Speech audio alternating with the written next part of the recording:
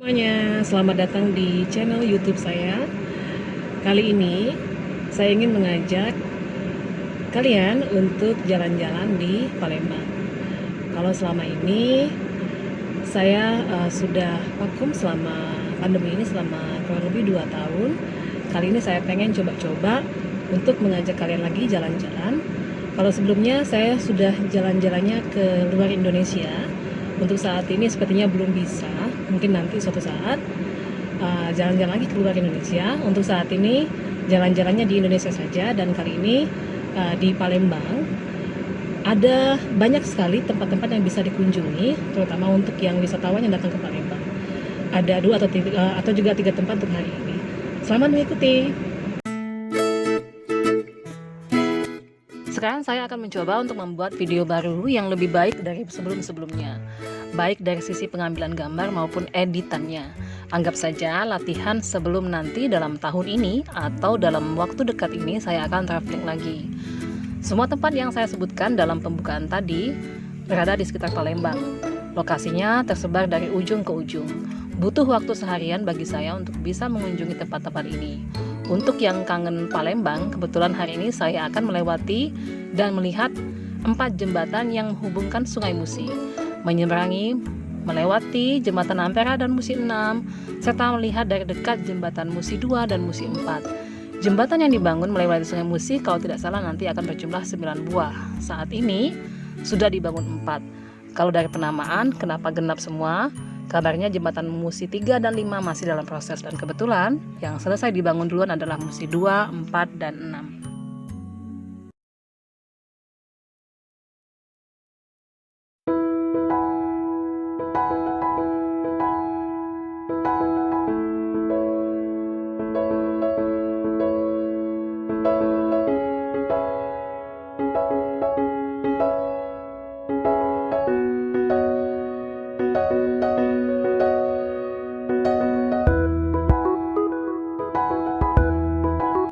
Lokasi pertama adalah Bait Al-Quran Akbar yang merupakan museum berlokasi di Palembang, tepatnya di Pondok Pesantren Al-Ihsaniyah Gandus. Menuju ke sana, saya melewati jembatan Musi 6. Lanjut, menyusuri tepian Sungai Musi ke arah Gandus.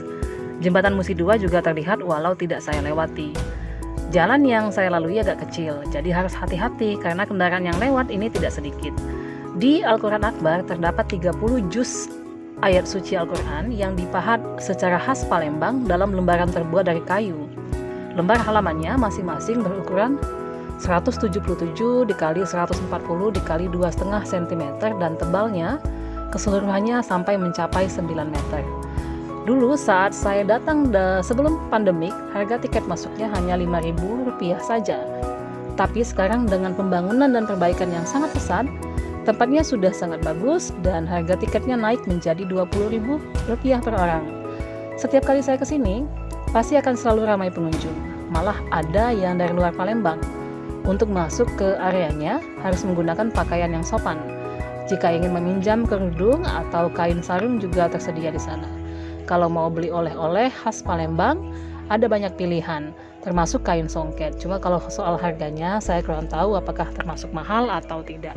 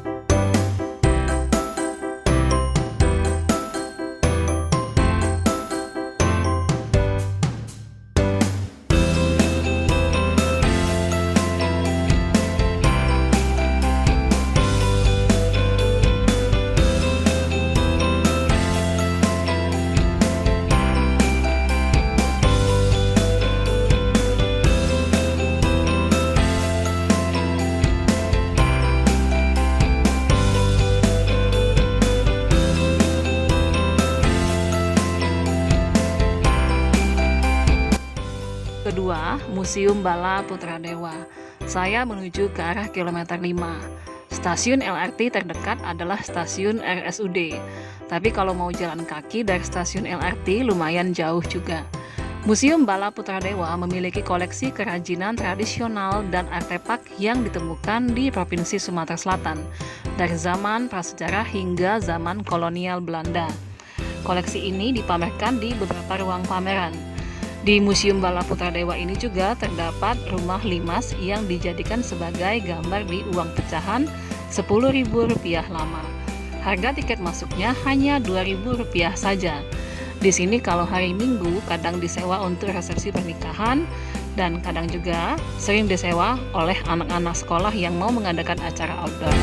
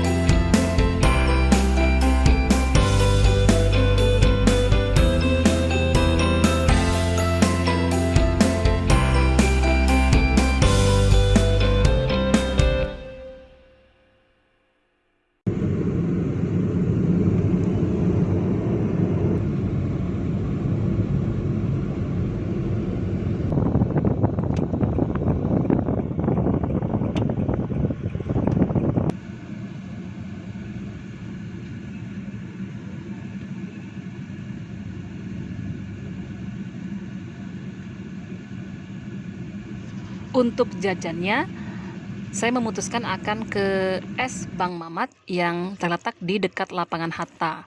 Ini baru pertama kalinya saya ke sini. Ada beberapa pilihan gerobak jualan yang letaknya berdekatan, yaitu gerobak es kacang merah, otak-otak, gado-gado, martabak, model, dan tekwan. Cuma sayang saat ke sana, beberapa gerobak tidak berjualan. Pilihan hari itu jatuh ke model gandum dan otak-otak. Minumnya adalah es kacang merah.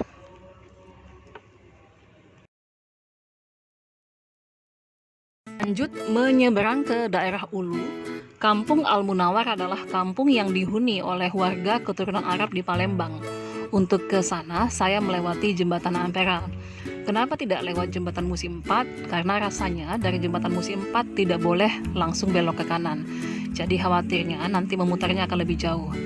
Setelah dari jembatan Ampera ini, berikutnya jalannya harus ekstra hati-hati karena kami lewat di bawah jembatan sekaligus area pasar yang lumayan ramai dan juga macet.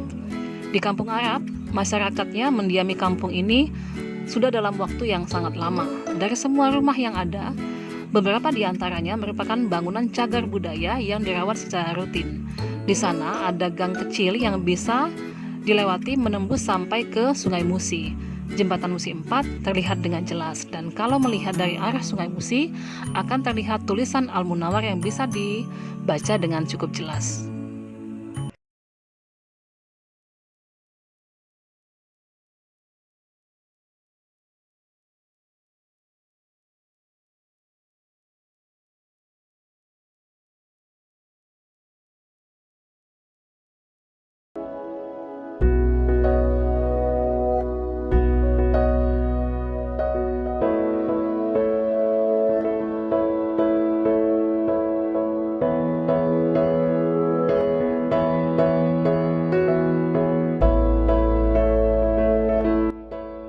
Tempat terakhir yang dikunjungi hari ini adalah Masjid Raya Cheng Ho Palembang atau lebih dikenal dengan Masjid Sriwijaya.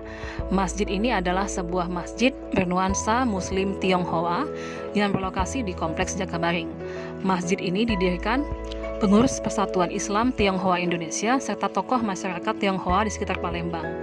Masjid Cheng Ho dibangun dengan perpaduan unsur Tiongkok, Melayu, dan Nusantara.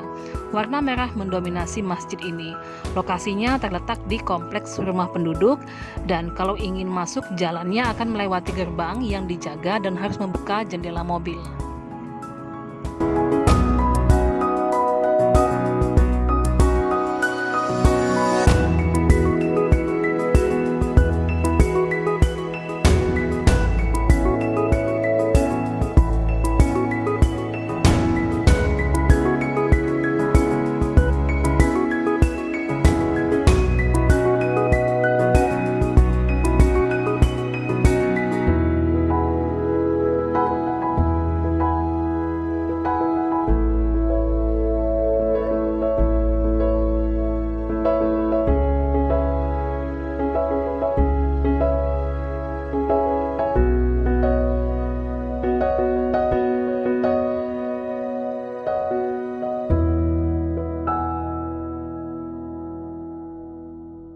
Oke guys, makasih ya yang sudah mengikuti perjalanan saya hari ini.